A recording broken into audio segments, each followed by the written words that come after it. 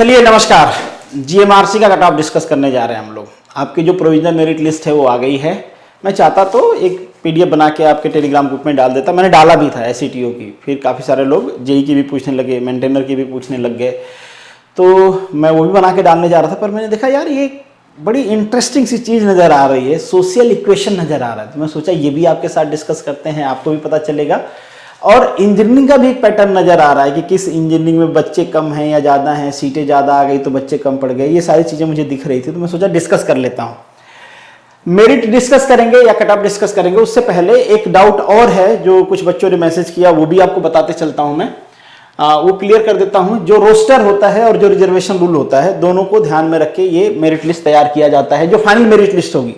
इसके बाद का जो प्रोसेस आप लोग पूछ रहे हो ना, अब आपकी मेरिट लिस्ट आएगी फाइनल और उसके साथ आपका ज्वाइनिंग लेटर आ जाएगा, दैट्स इट। जितने लोगों का लिस्ट में नाम है सबका नहीं आएगा, जो मेरिट लिस्ट में आएंगे उन्हीं का ही आएगा, ठीक है। तो इन शॉर्ट मैं रूल आपको ये बताना चाह रहा हूं कि सपोज करिए ये आपका एडवर्टीजमेंट है और इस एडवर्टीजमेंट में एससीटीओ की पोस्ट देखते हैं। जनरल की कितनी पोस्ट है? 61। और वैसे ही मैंने जनरल के पोस्ट के लिए यहाँ पे लिखा है कि जो मेरिट लिस्ट है अप टू 61 सेलेक्ट होंगी, पर पूरा चांसेस है और मुझे पूरा भरोसा है कि ये नीचे ड्रॉप होगा, मतलब ये आगे जा सकता है 62, 64, 65, 67, 70। बहुत ज्यादा तो नहीं कहूंगा, पर 4, 5, 6, 7 नंबर ये ड्रॉप कर सकता है आसानी से, क्योंकि नंबर ऑफ वैकेंसी ज्यादा है, बहुत सारे बच्चे दूसरी जगह ज्वाइन कर लिए होंगे। और एक रीजन और है जिसकी वजह से ये ड्रॉप जाएगा, वही मैं आपको बताने की कोशिश कर रहा हूं। वो रीजन ये है कि जो हमारा सीरियल नंबर है, ये देखिए, ये एससीटीओ की पोस्ट है, ये हमारी सीरियल नंबर है, इसमें अप टू 61 नंबर तक कौन सेलेक्ट होगा? जनरल कैटेगरी का रोस्टर बनेगा। जनरल कैटेगरी में बिना कास्ट देखे, बिना आपका कोई मतलब रिजर्वेशन देखे, सिंपली आपके मेरिट बेसिस पे बच्चे सेलेक्ट किए जाते हैं।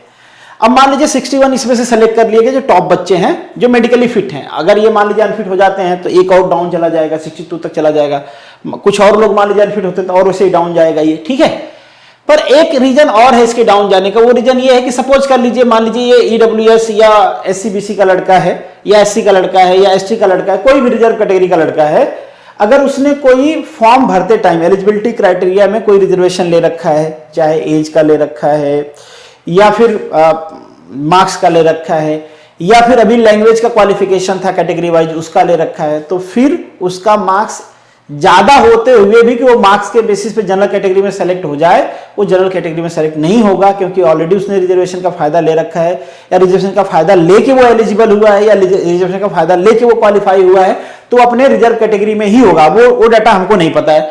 तो हो सकता है यहाँ पे जो एससी-बीसी वाला हो, पॉसिबल है, श्योर नहीं है, पॉसिबल है कि ये हो सकता है लैंग्वेज क्वालिफाई करने में उसने एससी आपके ओबीसी का फायदा लिया हो, तो ये सीधा ओबीसी की लिस्ट में चला जाएगा यहाँ से कट के, ठीक है। वैसे कोई भी एससी कोई भी कैंडिडेट हो जो इस तरीके का फायदा लिया रहेगा, वो यहां से कट के अपने कैटेगरी में चला जाएगा और यहां की पोजीशन स्लाइड करके ऊपर चली जाएगी, मतलब 61, 62, 63 जो मैं बता रहा हूं ना, वैसे हो जाएगा।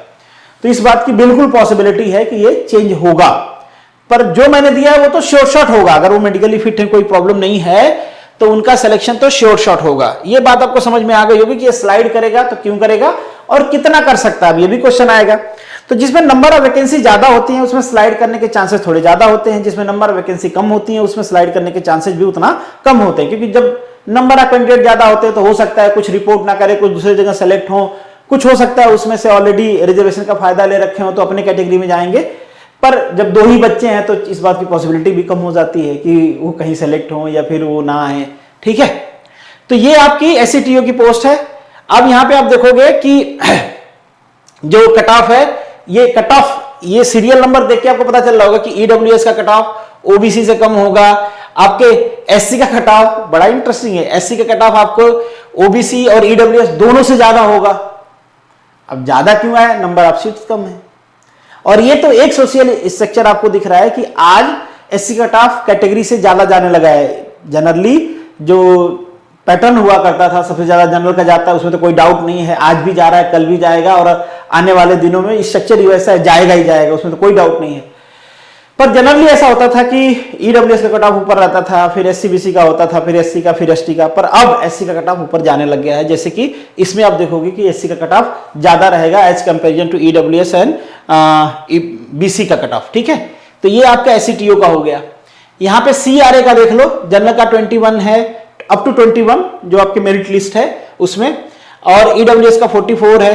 इसमें भी ईडब्ल्यूएस का जो कट ऑफ है वो डाउन है, आपके एससीबीसी का कट ऑफ ज्यादा है। मतलब इसमें भी आपका डाउन है, उसमें भी डाउन है, मतलब ईडब्ल्यूएस के कैंडिडेट कम पढ़ रहे हैं, ये कम तो नहीं पढ़ रहे हैं, यहाँ पे कहेंगे आगे कम पढ़ेंगे, अभी है पर कट ऑफ नीचे जा रहा है।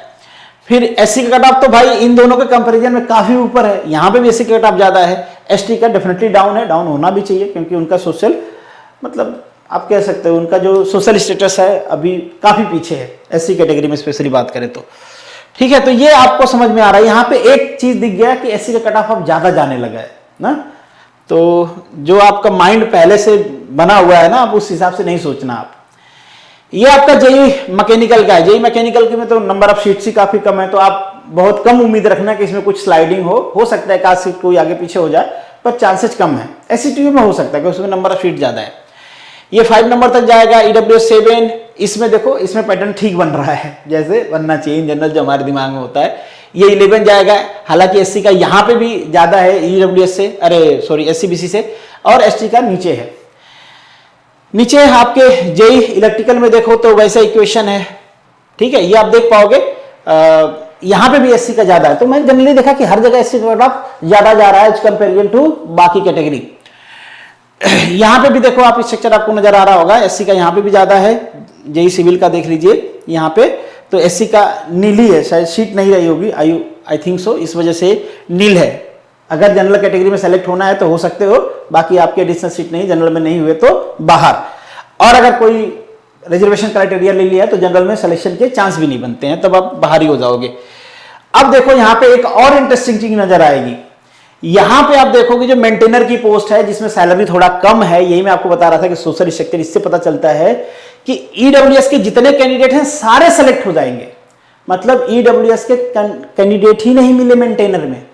क्यों नहीं मिले, ये आप अंदाजा लगा सकते हो कि शायद वो बच्चे उस लेवल के या उस लेवल की जॉब पे या उस सैलरी पे इंटरेस्टेड नहीं है, फॉर्म नहीं फिलअप किया होगा। हो सकता है कि जितनी वैकेंसी से ज्यादा लोगों ने फॉर्म फिलअप किया होगा पर क्वालिफाई नहीं किया होगा, मतलब एकदम लोअर बैकग्राउंड वालों ने किया होगा, वो क्वालिफाई नहीं हो पाए। जो थोड़े ठीक ठाक बैकग्राउंड के हैं, जिन्होंने ठीक ठाक पढ़ाई लिखाई किया हुआ है, उन्होंने अप्लाई ही नहीं किया, क्योंकि बाकी जगह तो कैंडिडेट मिल रहे हैं, इसी में क्यों नहीं मिल रहे हैं। तो यहाँ पे देखोगे ईडब्ल्यूएस सारे कैंडिडेट, यहाँ पे एससी तो चलो चलता है कि उनमें नहीं मिलते, जितनी वैकेंसी होती है यहाँ पे नहीं मिल पाए। पर यहाँ पे भी देखोगे इलेक्ट्रिकल में भी यही हालत है, इलेक्ट्रिकल में भी ईडब्ल्यूएस के सारे कैंडिडेट हो रहे हैं, क्योंकि जितनी वैकेंसी है उतने नंबर ऑफ कैंडिडेट है ही नहीं प्रोविजनल मेरिट लिस्ट में, क्योंकि हो सकता है कुछ लोग क्वालिफाई नहीं कर पाए हों या फिर फॉर्म ही कम आए हों, दोनों में से कुछ भी पॉसिबिलिटी है। पर मैं ये पॉसिबिलिटी ज्यादा मानता हूं कि फॉर्म तो इतने आ ही गए होंगे, लोगों ने क्वालिफाई नहीं किया होगा, ठीक है। पर स्टिल जो भी हो, सोशल इक्वेशन तो ऐसा बन रहा है ना कि भाई हो सकता है एक रीजन ये भी कि ईडब्ल्यूएस के बहुत सारे होनहार बच्चे इस पोजीशन में इंटरेस्टेड ही नहीं हो, चाहे उनको लो सैलरी लगता हो, चाहे लोअर ग्रेड की नौकरी लगती हो, जो भी रीजन हो, पर वो इसमें इंटरेस्टेड नहीं है। बाकी मेरिट एसटी में भी यही है। तो इससे एक कंक्लूजन यहां पे आप देखो, इलेक्ट्रॉनिक्स एक नया चीज आ गया है। अगर आपकी ब्रांच इलेक्ट्रॉनिक्स है तो चाहे आप जनरल से हो, ईडब्ल्यूएस से हो, एससी हो, एसटी हो, कुछ भी हो, आपने फॉर्म भरा है, क्वालिफाई किया, तो आपका सिलेक्शन तय है, बच्चे ही नहीं मिले। तो यहां पे दो प्रिविलेज है, एक तो प्रिविलेज आपकी ब्रांच की मिल गई कि ब्रांच में बच्चे नहीं मिल रहे हैं, बहुत दिनों से इलेक्ट्रॉनिक्स का एडमिशन डाउन जा रहा था, नहीं बहुत दिनों से इलेक्ट्रॉनिक्स में लोग एडमिशन नहीं ले रहे थे, तो अब बच्चे कम पढ़ रहे हैं, फॉर्म कम गया होगा या फिर क्वालिफाई नहीं हो पाए होंगे। पर ये मान के चलो कि कंपटीशन तो नहीं है, रीजन चाहे कुछ भी है, कंपटीशन कम है, ठीक है। ये देखो ये 4-5 लोगों की लिस्ट है टोटल इस वाले कैटेगरी में, और नंबर ऑफ पोस्ट कितना है 33। तो 2-3 चीजें इंपॉर्टेंट आपको पता चली कि ऐसी ब्रांच जिसमें काफी टाइम से एडमिशन नहीं हो रहा है, उसमें एडमिशन लेने में फायदा है, कभी वैकेंसी आएगी, कंपटीशन कम रहेगा, आपको सिलेक्शन लेना इजी होगा। पर रिस्क भी थोड़ा होता है, क्योंकि लोग इसीलिए वहां से भाग रहे हैं कि उसमें जॉब नहीं होगी, पर फायदा भी मिलता है उसका, ठीक है। दूसरी चीज कि जो प्रिविलेज कैटेगरीज हैं, जिन्हें हम कह सकते हैं या कहते भी हैं लोग, उस कैटेगरी के बच्चे जो लोअर ग्रेड जॉब है या जो कम सैलरी की जॉब है उसमें इंटरेस्टेड नहीं है, जितने लोग फॉर्म भर रहे हैं उन सबका सिलेक्शन हो जा रहा है, अगर मिनिमम मार्क्स ला रहे हैं तो भी, या मिनिमम क्वालिफाइंग क्राइटेरिया जो है वो क्वालिफाई कर लें तो उनका सिलेक्शन हो जा रहा है। तो this is the analysis of GMRC. आपका सारे जितने भी वैकेंसी थे सबके हमने एनालिसिस कर लिया। बाकी आपका भी कोई ओपिनियन है तो कमेंट बॉक्स खुला हुआ है, आप भी दे सकते हो। चलिए मिलेंगे नेक्स्ट किसी वीडियो में, और कोई डाउट हो तो भी कमेंट बॉक्स में लिख सकते हो। All the best, good luck and जय हिंद।